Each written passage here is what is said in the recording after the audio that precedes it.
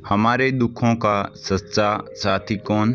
एक बार एक व्यक्ति ने घनघोर तपस्या की और भगवान को प्रसन्न कर दिया।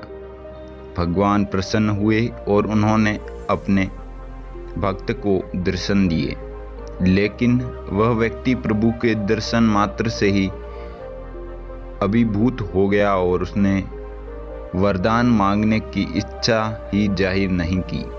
फिर भी भगवान ने उसे कहा कि वह वर मांगे, तो उस भक्त ने वरदान मांगा कि भगवान आप हमेशा, हर समय, हर घड़ी, हर पल मेरे साथ रहें। प्रभु ने वादे के अनुसार अपने भक्त को यह वरदान दे दिया और यह तो वाकई में एक चमत्कार सा था।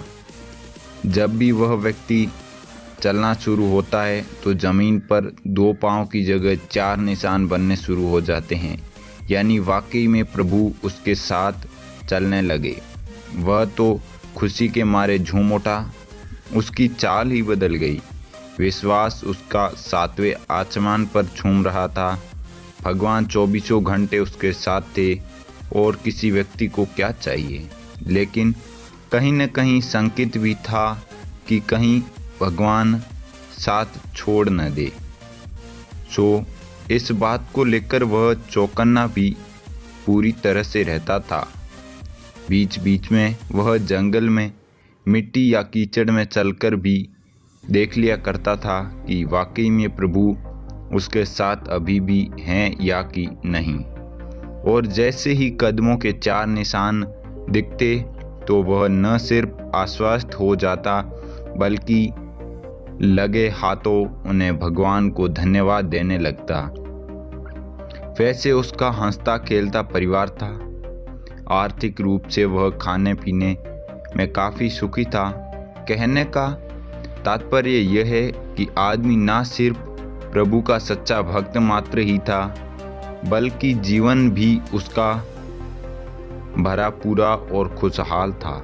और सोने पे सुहागा यह कि अब उसके साथ भगवान भी 24 घंटे उनके साथ रहने लगे। लेकिन कहते हैं ना कि समय की चाल सदैव एक सी नहीं रहती। बस उसी तर्ज पर उसके जीवन में भी एक टर्निंग पॉइंट आया। अचानक एक हादसे में उसके दोनों बच्चों की मृत्यु हो गई। पत्नी यह हादसा नहीं सह पाई और पागल हो गई। निश्चित ही इन सब का उस पर गहरा प्रभाव पड़ा। मारे सदमे के धंधे पर ध्यान न दे पाने की वजह से वहां भी नुकसान होना शुरू हो गया।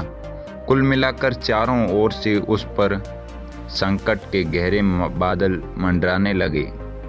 बड़ी ही मनहूसियत में उसके दिन गुजरने लगे।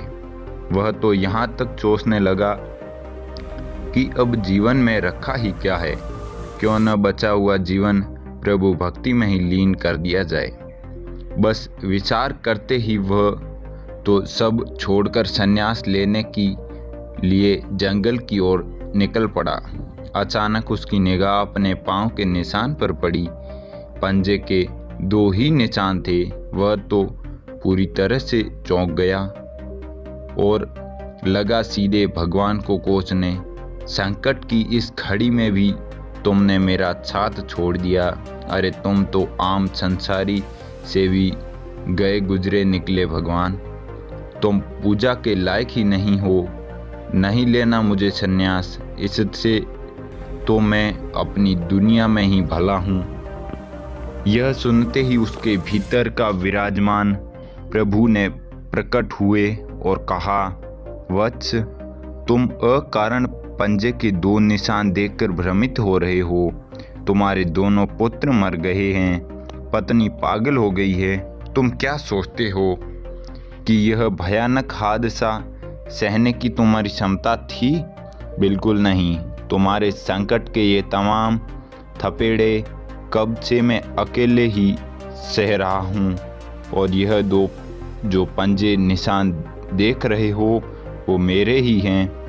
तुम कुछ ऊट-पटांग न कर बैठो या हताशा के गहरे भंवरे में न चले जाओ। इसलिए तुम्हें तो मैंने बच्चों की मृत्यु के दिन ही थाम रखा है। यही जीवन का सत्य है।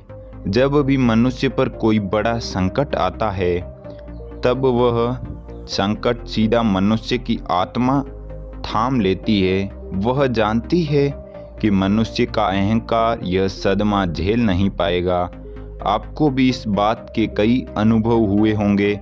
आपने भी अनेकों बार नोटिस किया होगा कि आपके या आपके किसी के साथ ऐसे हादसे हो जाते हैं जो कल्पना करो तो सहना मुश्किल हो जाता है,